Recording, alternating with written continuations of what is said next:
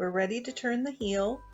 You will slip one and knit to 2 stitches past the center of the heel flap. So for this sock, that means I want to go all the way to the 13th stitch because it's 22 stitches in the heel flap and 11 would be half, so I go 2 past that. Then I'm going to slip, slip, knit, and knit 1 stitch.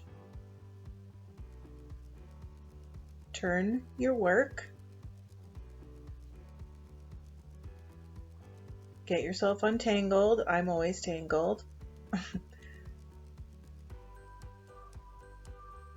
So just move in the yarn so you can see. On the wrong side, you'll slip 1, purl 5,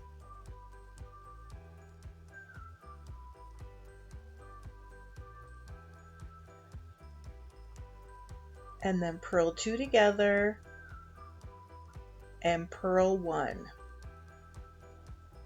So these are your setup rows.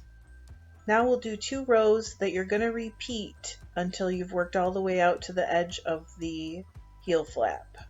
So you slip 1, you're going to knit across your already knit stitches, and where you stopped and turned last time, you'll see a gap. You'll be able to see it on my needle.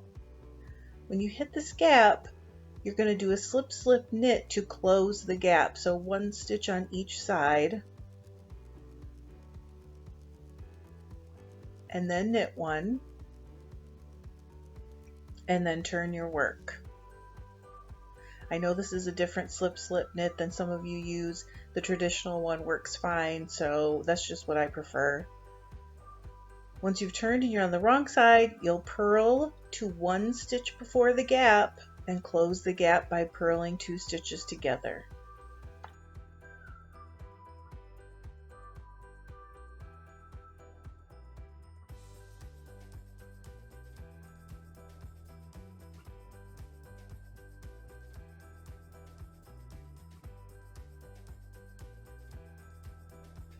So the last row should have been a wrong side row, and then we're going to go ahead and get to the beginning of the gusset. So slip 1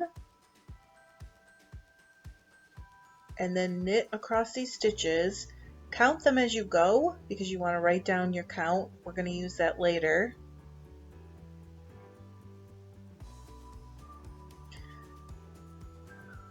And that's the little cup you made by your short row heel turn. I ended up with 14 on the sample sock, so I'm going to write it down in the background. But you have turned a heel. Good job!